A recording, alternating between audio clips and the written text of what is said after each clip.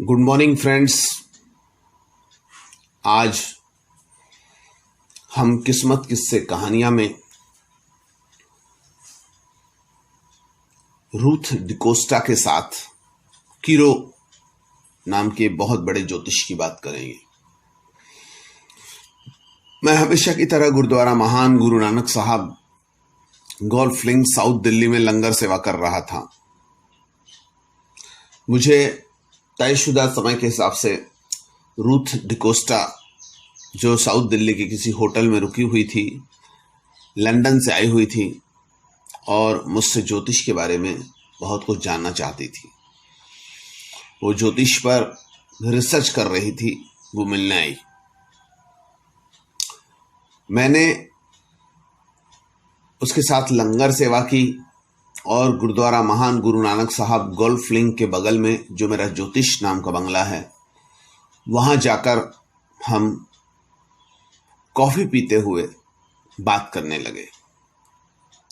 Ruth D'Costa ने कहा कि सर,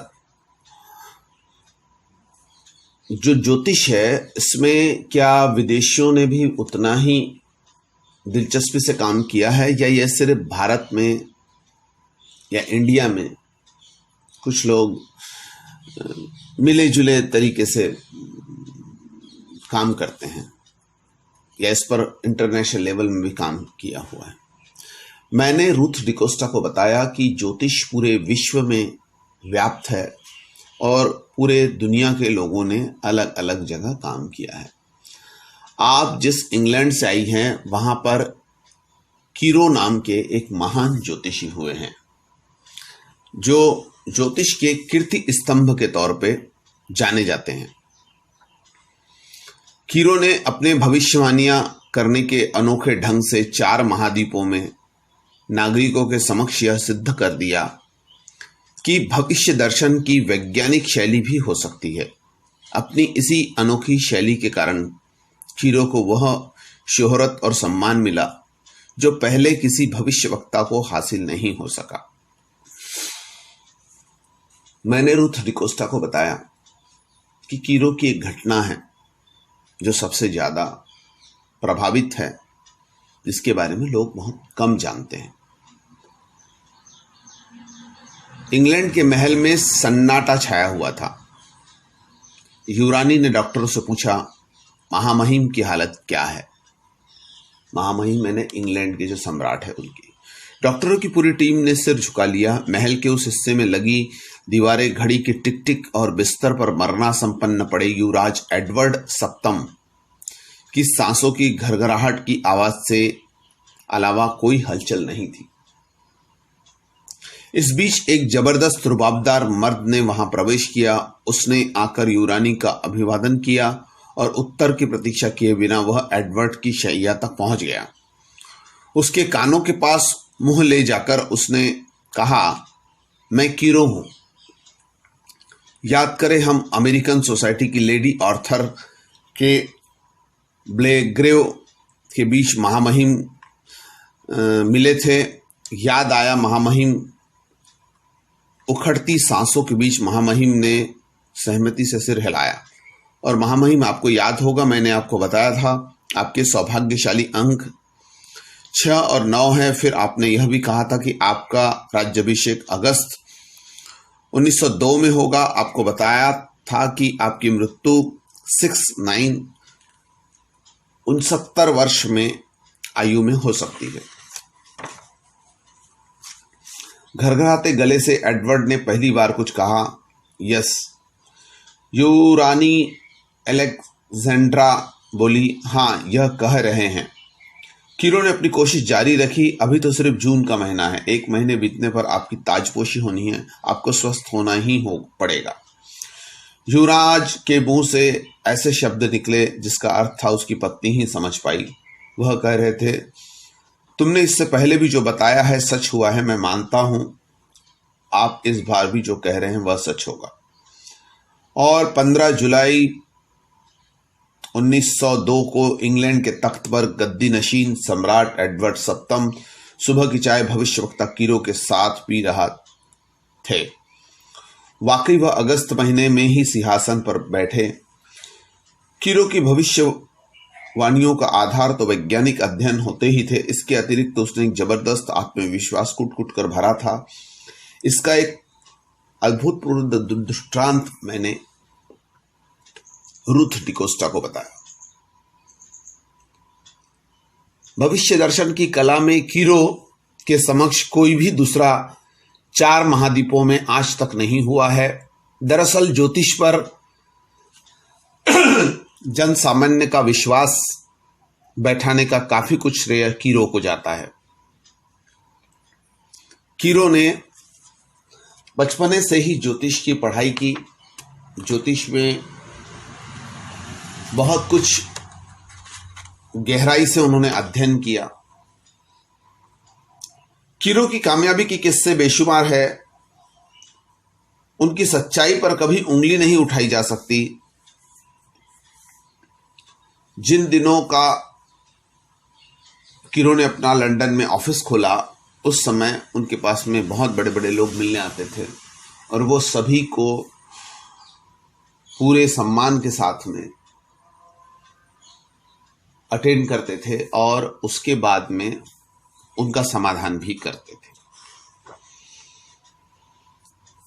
कीरो का जन्म नवंबर 1866 को इंग्लैंड में क्लिको काउंटी नामक स्थान पर हुआ था। जन्म का नाम वार्नर था, मगर बाद में कीरो ने अपना नाम लुई ले वार्नर हेमन रखा। कीरो नाम तो उसने बहुत बाद में रखा, जब उसने ज्योतिष की पूरी तौर पर उतरने का फैसला किया। उसके पिता नॉर्मेडी के शाही घराने के वंशज माने जाते थे। कीरो की माता फ्रेंच थी। उन्हें ज्योतिष में बेहद रुचि थी और वस्तुतः उन्हीं के कारण कीरो को भविष्यवाणियां आदि में दिलचस्पी पैदा हुई। 12 साल की उम्र में कीरो रात दिन ज्योतिष में खोया रहता था।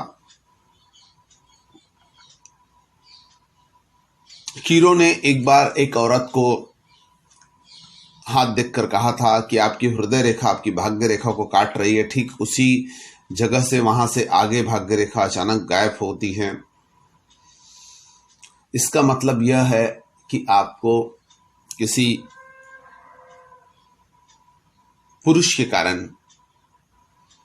मृत्यु का सामना करना पड़ेगा, और आगे वैसा ही हुआ। कीरो अपनी भविष्यवाणियों को कुंडली के आधार पर करते थे और भविष्यवाणियों को करते समय वो सामने वाले शख्स का साइकोलॉजिकल स्टडी बिल्कुल नहीं करते थे। वो सीधी सीधी उनके बारे में बातें करते थे। कीरो ने बहुत सारी भविष्यवाणियां की, जिसमें उन्होंने दुनिया के तबाह होने, युद्ध होने और बड़े बड़े सम्राटों के पतन के बारे में भी कहा था। कीरो ने आम आदमी को भविष्यवाणियों की तरफ में झुकाव लाने को मजबूर किया। कीरो ने कभी यह दावा नहीं किया कि किसी प्रकार की पाठ पूजा या पत्थर से आपका भाग्य बदलता है। कीरो सिर्फ भाग्य को पढ़ते थे। रूथ डिकोस्टा जो लंदन से आई हुई थी, उसने मेरी यह सब जानकारी सुनी। उसको बड़ी हैरानी हुई कि लंदन जैसे शहर में कीरो ने इतना कुछ किया। और कीरो का सबसे बड़ा काम है न्यूमरोलॉजी पर लोगों का विश्वास बैठाना। कीरो ने ज्योतिष और बाकी सब चीज़ों पर भी ये किया, पर न्यूमरोलॉजी के जो उसके कोर्स है वो बहुत विचारणीय है। न्यूमरोलॉजी पर उनका जो काम है बहुत ज़्यादा गहरा है। कीरो का अध्ययन जो है वो अपने आप में बेमिसाल है और कीरो का इंग्लैंड में बहुत सम्मान है। कीरो पर बहुत सारी किताबें हैं। मैंने कुछ किताबें निकालकर जब रूथ डिकोस्टा को बताई और कीरो के बारे में उनको बताया कि ये कीरो के प्रशंसा योग्य ग्रंथ है, तो रूथ डिकोस्टा बहुत ज़्यादा हैरान हो गई उसको यह समझ में आने लगा कि ज्योतिष सिर्फ हिंदुस्तान में नहीं, यह पूरी विश्व की धरोहर है और हमें इसका सम्मान करना चाहिए। इस तरह एक सिटिंग में हमने कीरो के बारे में बातचीत की। कीरो के और भी दिलचस्प किस्से मैंने रूथ डिकोस्टा से शेयर किए और उसका समाधान किया। आप लोगों के लिए सिर्फ मैंने कीरो और एडवर्ड सप्टम जो मरणासंपन्न थे और वो कैसे उससे बाहर आएंगे, इस पर कीरो का जो रीडिंग है वो आपसे शेयर किया। आगे हम रूथ डिकोस्टा के साथ किसी दूसरे ज्योतिष पर बातचीत करेंगे और इस तरीके से रूथ डिकोस्टा से मैं विदा हुआ। धन्यवाद।